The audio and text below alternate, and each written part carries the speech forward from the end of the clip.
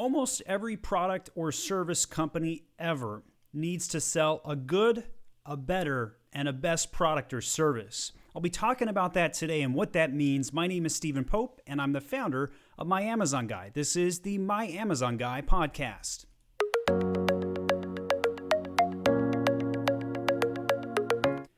So what do I mean by good, better, best? Let's start with that. And in e-commerce or in a product-based service, what that would equate to is, hey, I've got a drum set and I'm going to sell a version of that drum set at $100, $250, and $1,000. And in that good drum set, yeah, hey, that's a cool drum set and you can bang on my bongos, but it's not got any bells and whistles. Go up to that $250 drum set. Maybe it comes with a couple of extra gadgets or a second drum set, if you will. And that $1,000 drum set, it's like, hey, man, if you're going to go play in a band, that's the one you need. You need that full $1,000 drum set. There's a variety of reasons why you'd want a good, a better, and a best when selling a product or a service. And, we could talk about what that could mean for a service as well. You go get a haircut at any particular haircut place, doesn't matter which one. They've got different variety of options. So, hey, you just want to get your cut in and out, cool, that's $15. Hey, you want a little shoulder massage at the same time, cool, it's $25. And man, if you want a shampoo, a shoulder rub, and let me tickle your toes, $50, right? So that's the same concept: good, better, and best. There's a lot of offensive and defensive reasons why good, better, and best makes sense. A lot of benefits to having that kind of model. One of my more curious examples of this is the New York Times. They sell, or at least they have in the past, they would sell a newspaper for X price, and then they would sell the newspaper plus the online service, access to it, but they'd actually sell that for less money. You heard that correctly. They give more features and sell it for less money. And part of the reason behind that is because they're trying to convince the user to opt in to one particular choice. They want those online subscriptions. Similarly, you could take like an iPhone or a Pixel phone or any type of smartphone rather, and they'll sell their base model with like 100 gigs of space for, let's say, $600 or $700. But add in that extra 100 gigs of space and they jack that price up $100+. And we all know, of course, that extra space probably only cost them $1.50 to put it in the phone, right? Well, it's because having that good and better, their margins increase on the better and best models. But they know that not everybody can afford that. But those that will seek that out will happily pay that premium, and it allows for additional profits. So that's just kind of a second or another example of why that would make sense. Now you could turn this into an Amazon listing, right? And on Amazon, there's a thing called parentage where you connect child variations to each other. One of my favorite and easiest examples to explain this is a t-shirt. You could have a t-shirt in multiple sizes and in multiple colors, red, blue, white, etc. And when you connect them all together, you have choices in front of the consumer. Now, similarly, if we take this good, better, and best model approach, you could have 3 versions of your item or an unkitted version of the item plus some kitted items and some extra kitted items. There's a lot of different permutations to what we're talking about that would apply here. And if you do this correctly, on Amazon or wherever you're selling your product or service, you're going to help the consumer make a decision, right? It's all about decision making and scalability and the opportunity to control your own destiny as a seller. When you have less options in the back end, you have an easier catalog to manage. There's less SKUs to deal with. And so instead of having like a, hey, come order a drum set from me, tell me what you need type model, and then you're having an hour phone call with the guy and they're talking about their rock band and whatever and hearing their full life story, instead you give them 3 basic options. And then on the back end in your warehouse, just like and by the way, I'm taking this story directly out of the show called The Profit. One of my favorite episodes is about the drum sets. And so the Prophet walks in and says, hey, cool, we need to do it my way or the highway. And here's my process and here's what we need to do. And he said, here's the process. We're going to pick 3 models and we're going to create 3 price points, and everything we do is going to be bucketed into these 3 types of products. The benefit of doing this is astronomical. Now they're not spending time choosing how to build the item. Instead, they're just marketing the item. And they're going to sell more and they're going to sell it quickly. They're going to have less time dealing with operations, and the consumer will also have an easier time converting. They know that these are the 3 options, take it or leave it. And typically speaking, if they're already looking between those 3 options, they're ready to buy.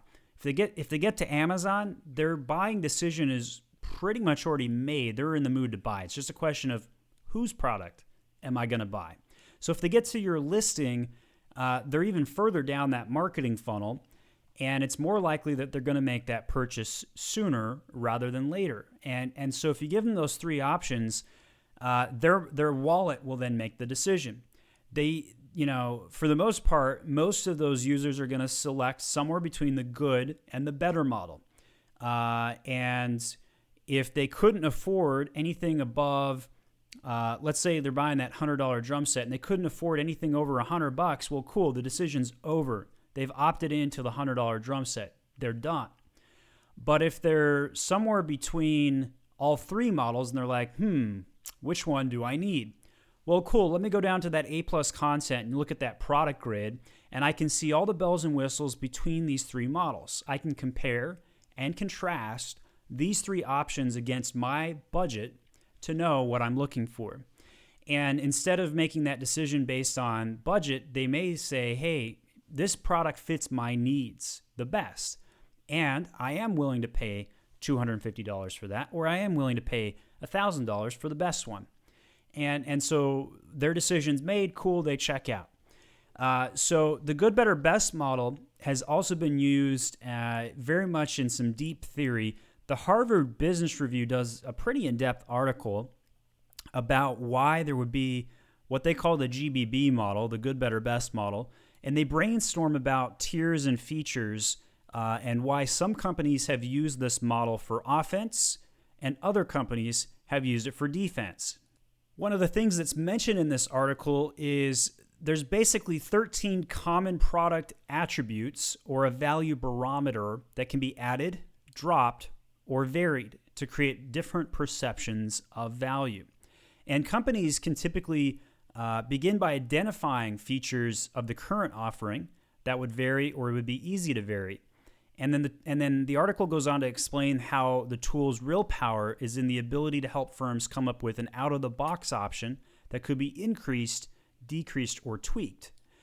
So if you're currently selling a version of your product and it's somewhere between good and better, you could figure out what features could be removed to go down to the good, and you could figure out which features could be added to go up to the best.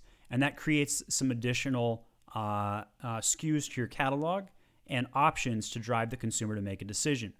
One of the options that the Harvard Business Review talks about to go on the offense is when you create that best model to add to your margin or bottom line.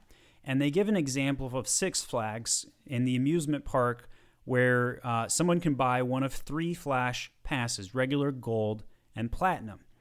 And that's in addition to the standard admission ticket, with prices varying by day and location to bypass lines and then enjoy more rides, right? So that gold pass, which could cost as much as $80 on a popular weekend, would reduce waits by 50%. The platinum pass, which could cost $135, would reduce them by 90%. It's amazing, actually, how many people would pay for this. Then CFO John Duffy told analysts shortly after the new passes were rolled out in 2011. And then many Flash Pass purchasers are existing customers who decide to upgrade, but some are new customers who had previously been put off by the notorious long lines for rides. And then on the other side of the spectrum, that low price good could make it more accessible to the price sensitive or dormant customers who the existing product line would no longer reach otherwise. And a case example of that is Uber, right? So Uber, when it first came out, was kind of a premium service. They were a luxury black car back in 2010. And they still offer those luxury high-end options, but in 2014, trying to lure in more price-sensitive riders, it launched Uber Pool, where you could even share a ride with complete strangers, pretty much like a taxi cab in many sense. And it lowered the price by like 50%. That's a huge advantage to increasing your market pool for available riders, right? And so this is an entire pool of people who had never used Uber before, but now they have. And after they've used it, and they're like, "Oh, well, that was cheap, but I don't like riding in a car with a complete stranger. I'll go ahead and pay that extra service." But they wouldn't have tried it at the regular rate to begin with, but it got their foot in the door. So that's another example of how a good, better, best model can come into play and allow you to reach new customer bases as well. The good, better, best model could also be used for defense, but in this particular case, the Harvard Business Review gives an example of Town Sports International failing at using this idea. So they were a chain of fitness centers whose memberships averaged anywhere from $40 to $90 a month, and they began losing customers to Planet Fitness, whose monthly membership fees were as low as $10. So to fight back, they offered a new price plan as low as $20 a month, but it excluded or restricted some benefits such as towel service or fitness classes, and this staunched the membership decline. TSI gained 64,000 new customers in 2015, but the stock price plummeted. The same club revenues fell, and the CEO resigned. And that's because the outcome basically allowed them to fall off a cliff and lose in a price war. And so nobody wanted to pay for that $80 service anymore when the $20 service was available. And so it devalued the primary offering. So you do have to be careful when you're doing a good, better, best model so that you don't go reduce your core offering to a point where nobody wants to buy it anymore. That would defeat the purpose. There are, of course, countless other companies or examples that we could use, ranging from Netflix offering HDD versus SD, standard definition versus high definition. We could talk about how some of their membership services offer a single TV viewing at the same time versus two at the same time. All kinds of businesses are using the good, better, best model. So if you sell products or services today, consider offering secondary options. And that will not only allow you to offer a better conversion rate to your current consumers, it will allow you to convert new consumers or acquire new ones, retain old ones, and stave off some competition, but also add more margin to your bottom line. One of my favorite ways to summarize e-commerce is it's our job as marketers to sell more products to more people more often for more money. And perhaps the one that this podcast was in particular about was the more money one. And that's because when you offer that luxury version or the best version in your offering, it's going to absolutely add margin or more money into your e-commerce equation. So hopefully you found this helpful. Feel free to leave a comment or subscribe to our podcast, and we're happy to take any questions about anything related to e-commerce, especially Amazon. My name is Stephen Pope, and I'm the founder of My Amazon Guy. This is the My Amazon Guy podcast.